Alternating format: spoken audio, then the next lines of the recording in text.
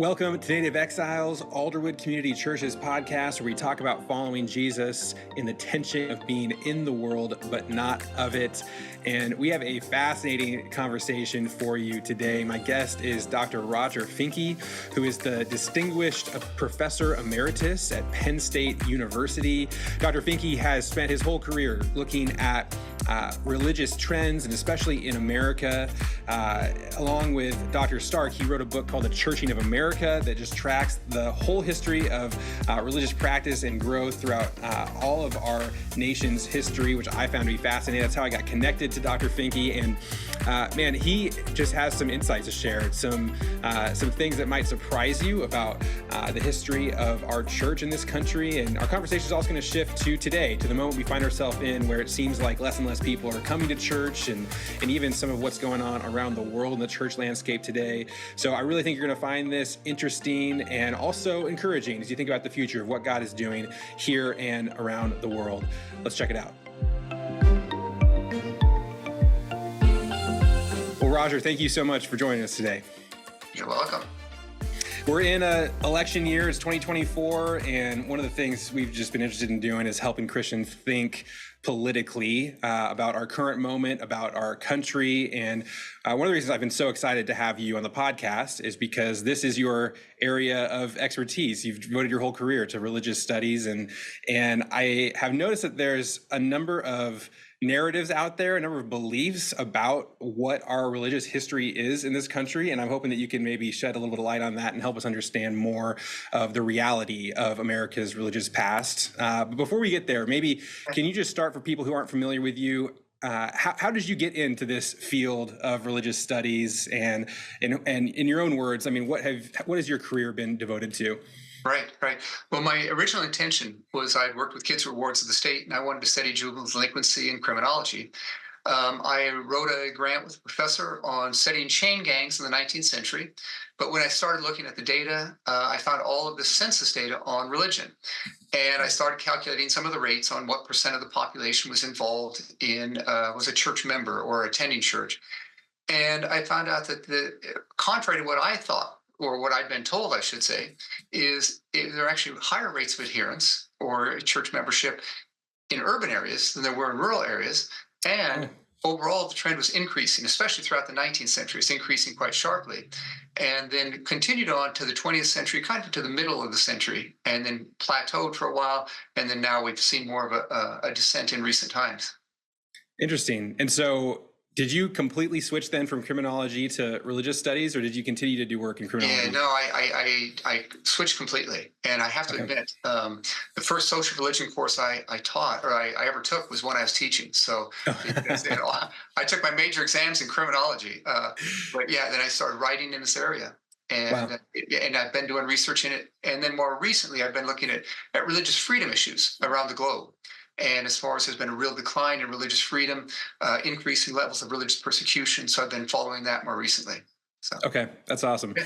Well, I encountered your work by reading the Churching of America, the revised version that came out in 2005, and it was mind-blowing to me. I mean, I felt like I had this kind of general sense of the religious history of America, and then I'm picking up your book and I'm reading through, chapter to chapter, and it's just completely different from anything that I thought. And so maybe a lot of people listening to this, like me, had that kind of idea that, our country was colonized from people coming from Western Europe. They were mostly Puritans. They landed, they got off their ship, started a church. Everybody went to church the whole time.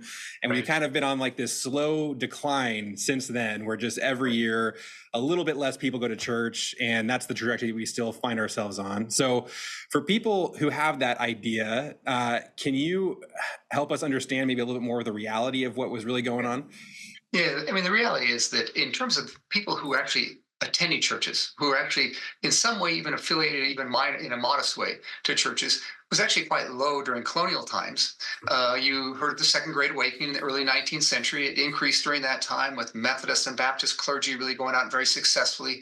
The evangelicals of the time recruiting more people into the church. And then towards the end of the 19th century, you can see a continued increase as those evangelicals continue to reach out, but also you see some immigrant churches, both Catholics, Lutherans, which are very effective at bringing the new immigrants in. Some of them who weren't even involved or active in their old country, but making them more active once they come to the U.S. And, we say one of the key factors there was the deregulated religious economy. I mean, it was something where all these religions could compete, new religions could start very quickly. And so as a result, you had a really growing interest in religion, but also growing involvement in religion. Now, the one part of that narrative that has at least some truth to it is in the earlier times, the relationship between churches and state, it was assumed that religion would be a part of the political arena. It was assumed religion would be a part of public life. But in terms of actual involvement of the people, it was much less, much less in colonial times. I mean, if you couldn't have even stuck all the colonists into a church, not even a third or a fourth of them. It was about 15%, so It wasn't very high at all. So, yeah. And you're pointing at something that's kind of counterintuitive, where it's in the countries where the state is actually supporting the church, where there's an established state religion, the Church of England, where, religious people might feel like that would be a real help to the church. But what you found was that actually it did the opposite, that people weren't drawn to attend those churches just because the state was sponsoring them. No, and actually what it often does is it makes the clergy of those denominations quite lazy in terms of, if you will, trying to reach out to the people, because they are going to get their salaries regardless of whether they're successful in reaching out to the people. Right, because they're being paid by the state. Yeah, even Pope Benedict, one of his interpretations of the difference between Germany, his home country, and Italy was that Italy had less support for the churches. And so you had more volunteers, more involvement in the church. Whereas in Germany, you relied on all these professionals who then those professionals became more concerned with their professional peers than they did with reaching out to the members. So interesting.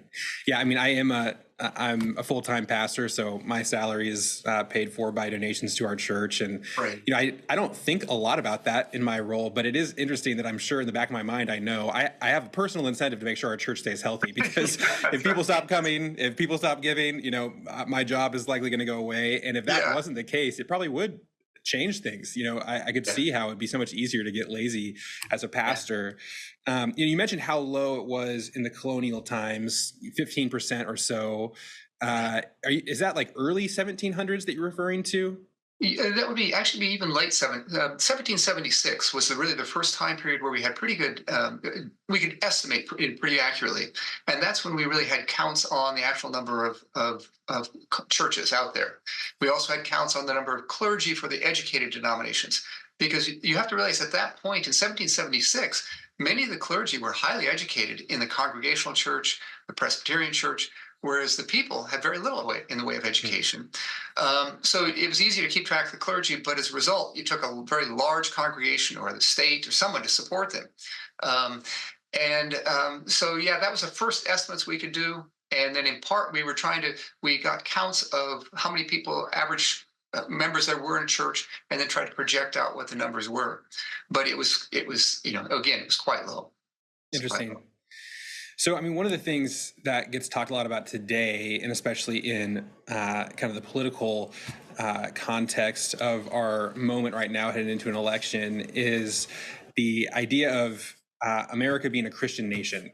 Right. And I'm curious, as you've really looked at the religious practice of Americans in the 1700s and around 1776, I mean, what would your perspective be on that question? Like, when America gets founded, the Declaration of Independence, all of that, is there any truth in the idea that America was founded a Christian nation?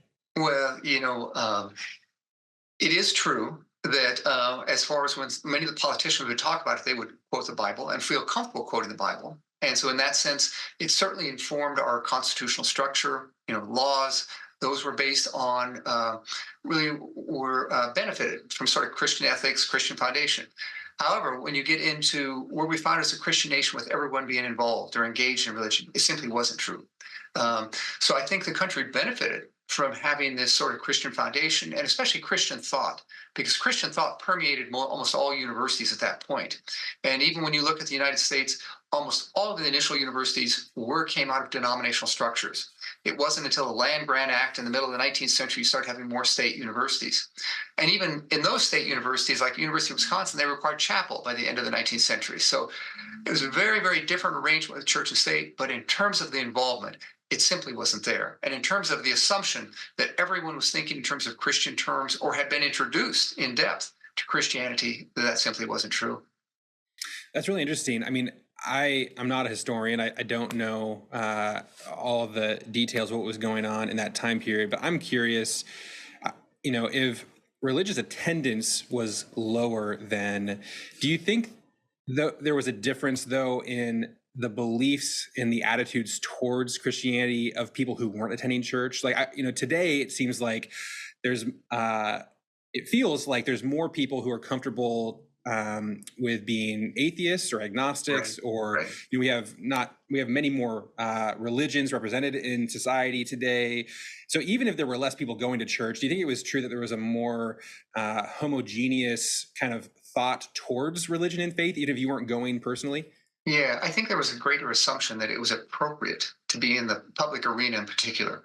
And when you look at schools at that time, public schools, I mean, in the 1960s was when they ended prayer in schools, which about a third to a quarter of the schools were having actually active prayers in school.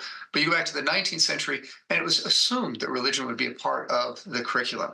So, yeah, religion permeated far more public institutions. It permeated in many ways that way that it doesn't today. And in that sense, it probably made religion more plausible in some ways to the people. Um, so that part of it is that element is true. Yeah. Hmm. You mentioned kind of some of the biggest jumps in religious practice. You had the Second Great Awakening, which was in Right. the early 1800s. And then I was surprised to learn reading your book that actually the decades following the Civil War were maybe the greatest rise in religious attendance. Right. Why do you think that was the case? What was going on in that period that had Yeah. such a large increase for religious Yeah. attendance? I think there's two things going on. One is the evangelicals were very successful in reaching out, and they continue to be very aggressively reaching out. The Methodists might have toned it down a little bit, but the Baptists picked it up, if even more, from what they were doing before. The second thing was that the Catholic Church was, and also Lutherans, but especially the Catholics, because they came in larger numbers, were very successful in recruiting new members into the church. They had the advantage, just as if you look at immigrant churches today, they will establish a subculture that is both uses the same language, uses the same, has some of the same food, and they share that same religion. And so it really becomes an ethnic enclave. And the Catholic Church did that very successful. And they did it in some of the same ways the evangelicals did. They had the equivalent of revival meetings. Now they call them parish revivals, but it really was kind of the same event where you had these religious orders, Jesuits, a variety of religious orders going out and preaching to local ones and trying to recruit people in as far as the new immigrants as they came in. And they would complain all the time that many of these immigrants hadn't even been baptized. So it wasn't like they were coming in and they were highly active in the old country. It was something where they had to engage them and really get them active in this new country. And they were so involved, the ethnic group, the religion, all these things overlap so much. Even as late as the 50s, they'd say, they were assumed to be Democrats, for example. They said first they leave the party, then they leave the faith. It's like all these things assumed they all came together. Your political interest, your religion, your ethnicity, your language, all of that came together. So that was really a big reason, too, for that continued rise during that time. They were highly effective. And they worked in the urban areas, too, where it was easier to reach out. You didn't have as far to go. It's easier to start new churches. And then Catholics had multiple religious worship services or masses. So they could bring in a lot of members very quickly. That's interesting. You mentioned that was one of the first things that you discovered that kind of turned you on to these studies, was that you were finding a higher degree of church attendance in urban centers than suburban, Right. which is the opposite of how we think today. Oh, yeah. We think of urban centers as being more secular, people leaving urban centers to get more of a maybe conservative environment around them or something like that. So what was going on there? Why was that the case? Well, I think one of the key things is just choice. When you consider that when you were traveling around by a wagon or horse, going to church that's 15, 20 miles away is going to be a real problem.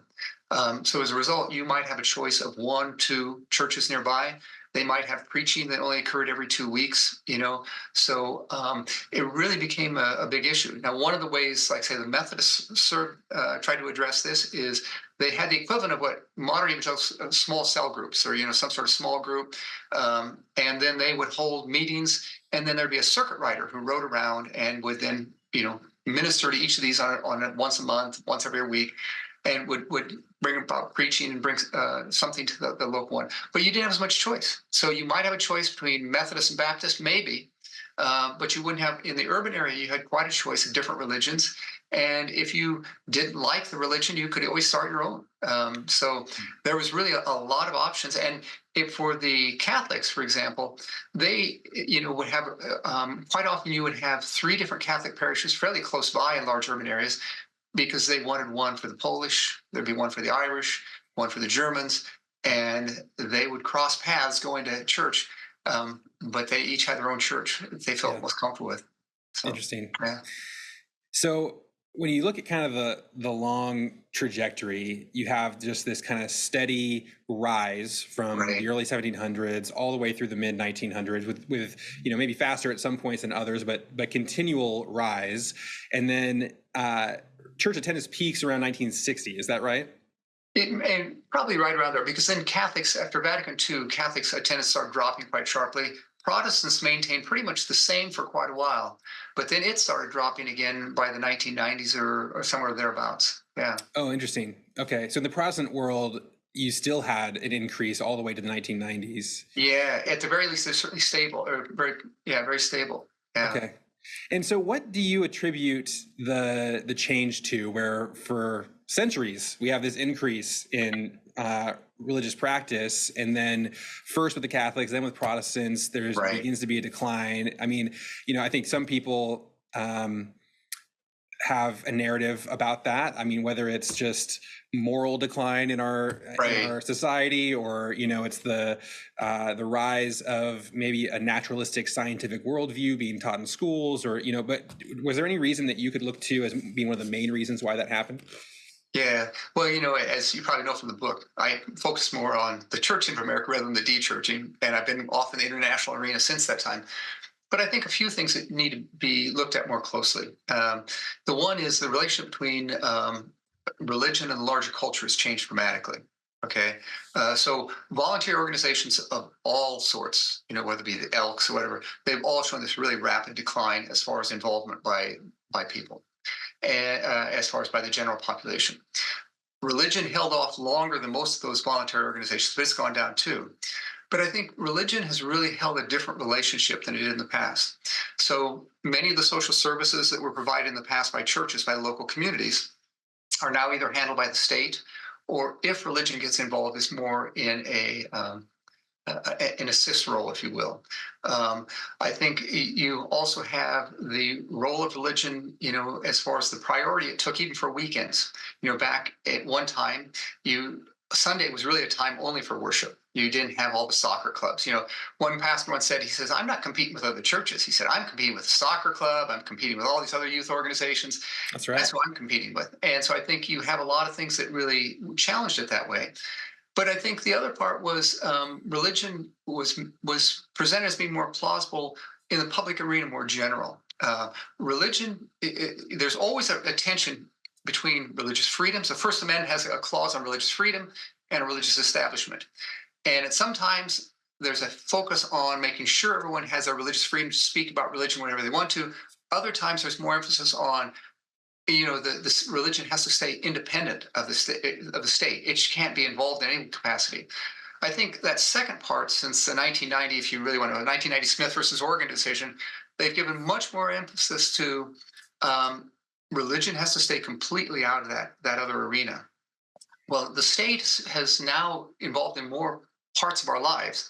And so if religion can't be presented in any of those parts, including public schools, then it really takes religion out of those arenas. I once had a student, when I was going around the room, beginning the social religion course, and asking, why are you taking the course? And she said, "Well, I'm taking the course because I don't know anything about religion." And I said, "Well, what do you know about religion?" She said, "Well, all I know is they hate gays and women. And that's all I know." Wow. And I said, "Well, there's a little more to it." But so I think that part of it, there's just not an introduction. It's not made to be plausible, and you don't have larger support from the public arena. And I think in many ways, religions are being muffled in some capacities because they can't participate in a lot of areas they once participated in.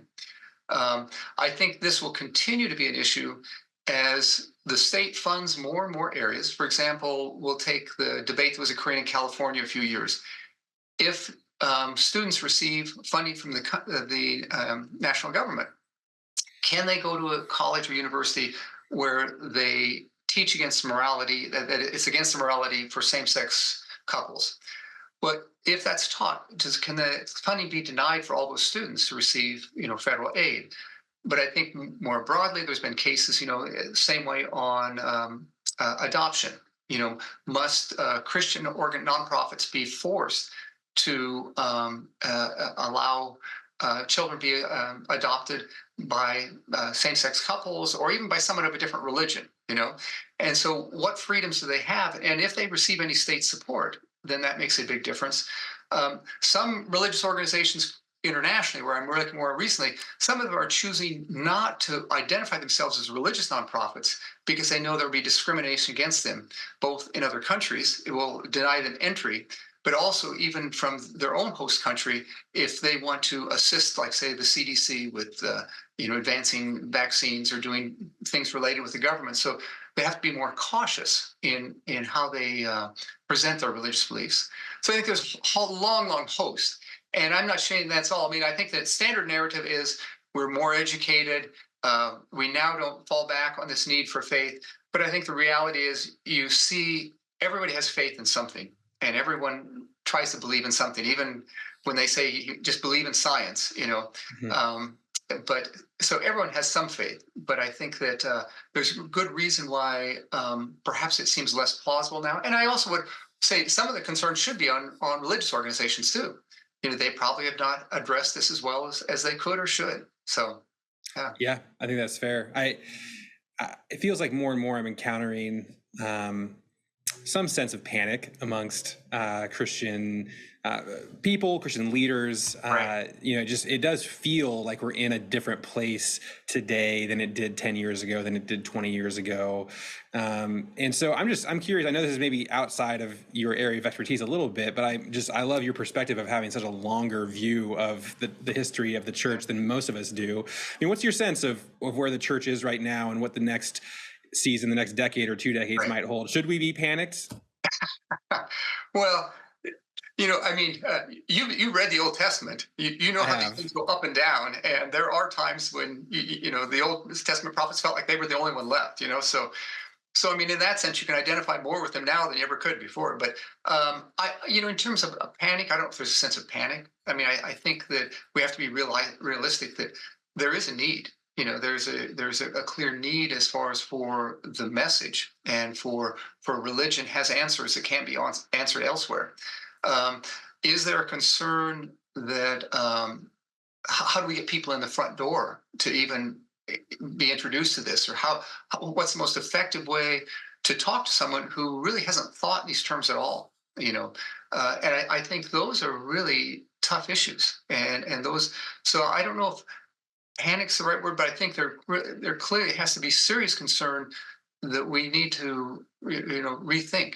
How can we most effectively minister to people, and how can we most effectively bring this very same message? It's not to compromise the message, because a lot of groups have tried that, and they've certainly, as you know from the Church of America, it was the very groups that compromised the most that showed the most rapid decline.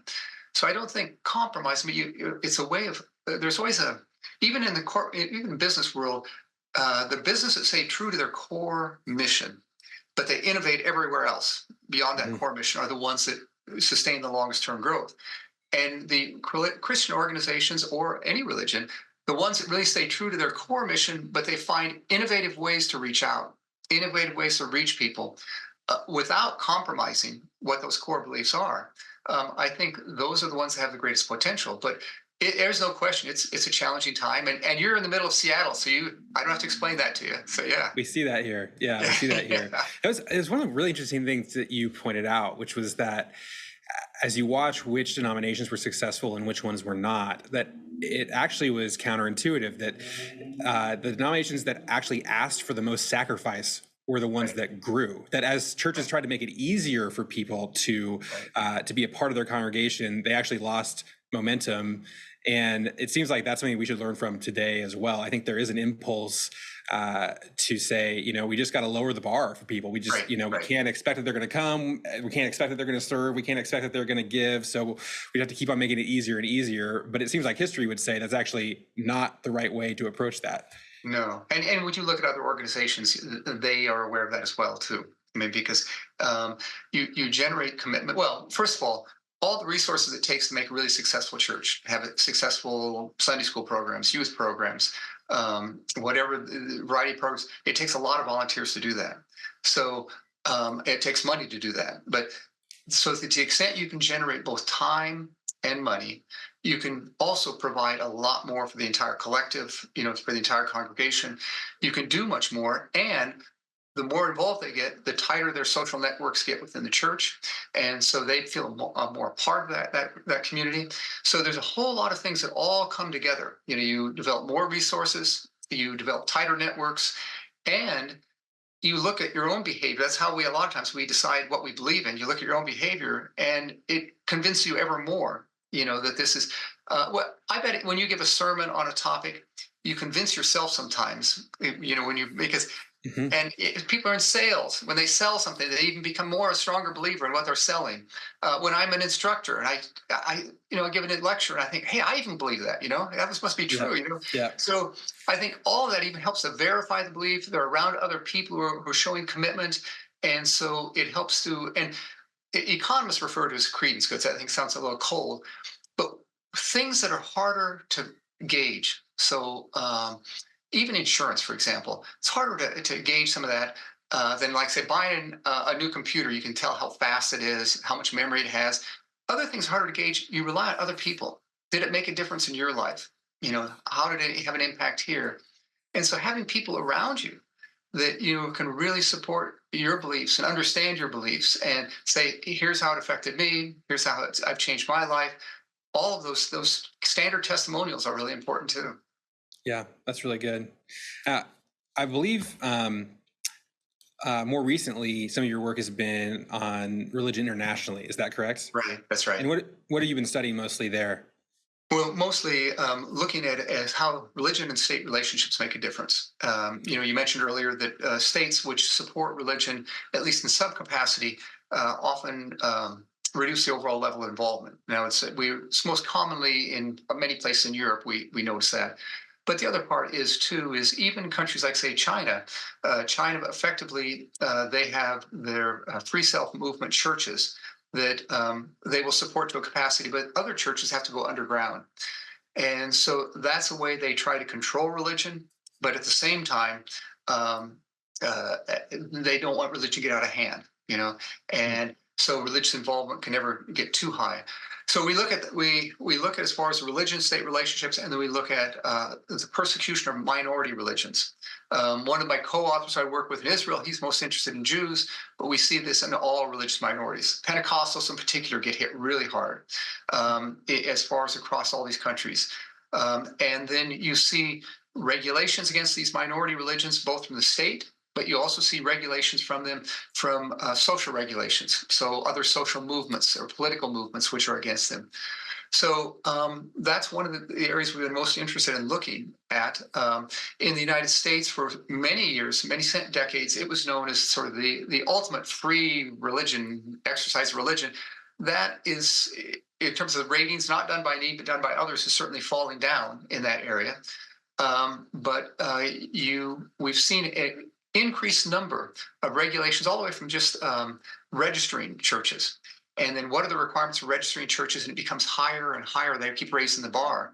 And it makes it very, for example, in Russia, after the fall of the Soviet Union, you had, it really opened up the religious market for all these people. And then the Russian government reacted to it very strongly 10 years later. And they put laws in place to require very strict registration requirements. Something like 900 different religious groups suddenly became abolished, because they knew they couldn't register. They knew they couldn't meet the registration requirements. And if you're not registered, then you can't rent a building, you can't build a building, you can't pass things out in the public school, where a lot of the registered religion can. And so this church, religion, and state relationships have really made a big difference. And it's not just Christian nations, it's Muslim nations. In India, you have a situation where it's the state, it does not really regulate religion much, but you have a lot of social and political movements which have a very strong impact, attacking local churches, asking to get local Pentecostal ministers to reach the Islamic imams really get hit hard by the social movements, and the government turns a blind eye to it. So it really varies a lot from country to country how this is occurring. I'm curious your perspective. One of the things I've heard often is that in some of these nations where Christianity is persecuted by the state in some way, or at least not supported by the state, that we actually have some of the fastest growing churches in the world. Iran is one that comes to mind, China, which you mentioned. Right. Is that an accurate perspective? You know what? I don't know if they're the fastest growing. I mean, part of it, they could be fast simply because they're growing from kind of zero up. Okay. Right. But they certainly, you have some really strong, highly committed church members. And so you have even in the state-funded churches. Now, this has changed a little bit since Xi has come into more power, but I was there in 2005, and you had waiting lines to become baptized. People who wanted to be baptized, but they couldn't get them baptized quick enough. That was in the established churches. In the underground churches, that's where you have a much larger religious market of churches. And those, it's really hard to know for sure, but those probably more people involved in that than there are. And then you have in between what they call sort of the gray market, people where the government knows they exist, but they let them as long as they, play by the rules, if they will. Okay. So the established churches have to teach classes on communism. They have to teach all these things. So there's clearly rapid growth going there. It will be interesting to see to what extent Xi has certainly tried to curtail it. Very harsh.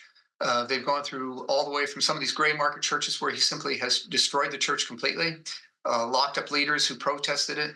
So there's been a lot of, he's attempting more and more, not to the extremes of the Cultural Revolution of the 1960s, but still pretty heavy. In Iran, there I'm not as familiar. That would be a smaller group, but yeah, it is growing more rapidly.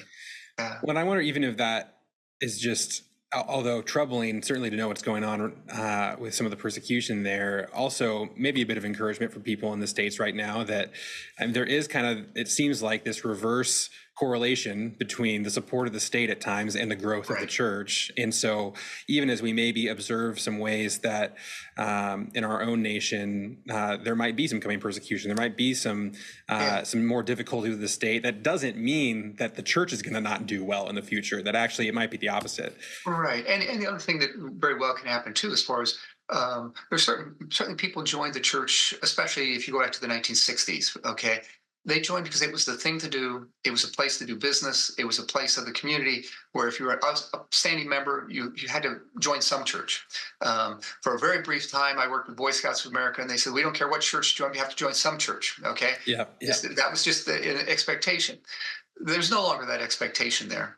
And so as a result, the people who are joining churches now probably have a more, perhaps a more sincere commitment to those churches. Now, I'll tell you, I've really seen that. I mean, even just coming back from COVID, we numerically went down quite a bit right after COVID came back, but there was an interesting just shift in the overall sense of who was there, that it was the people who really weren't as committed, who didn't come back, and the people who showed up, they were all in, and it really changed the culture of our church. It changed the whole vibe of who we were. Yeah. No, I think that's very real.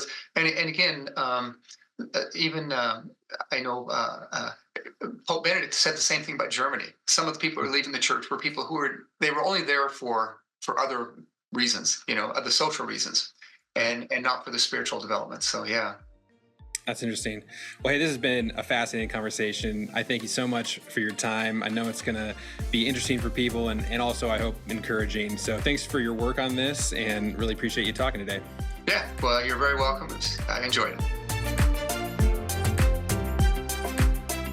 Well, again, that was Dr. Roger Finke. And man, I just love that conversation. So much interesting things to grasp about the past, the present, and the future. And I'm just leaving with more hope, and I hope you are too, that no matter what is going on with the trends of the relationship between the state and the church in our country, God's church expands in surprising ways. And even when it gets harder for us, often that's when more and more people come to know Jesus, which is my hope. I hope it's your hope as well. So whatever our part is in that, let's follow Jesus and ask the question of where he's calling us to go, who he's calling us to invite, and how we can continue the movement and the legacy of the church that we have been handed. We'll see you next time on Native Exiles. Thanks.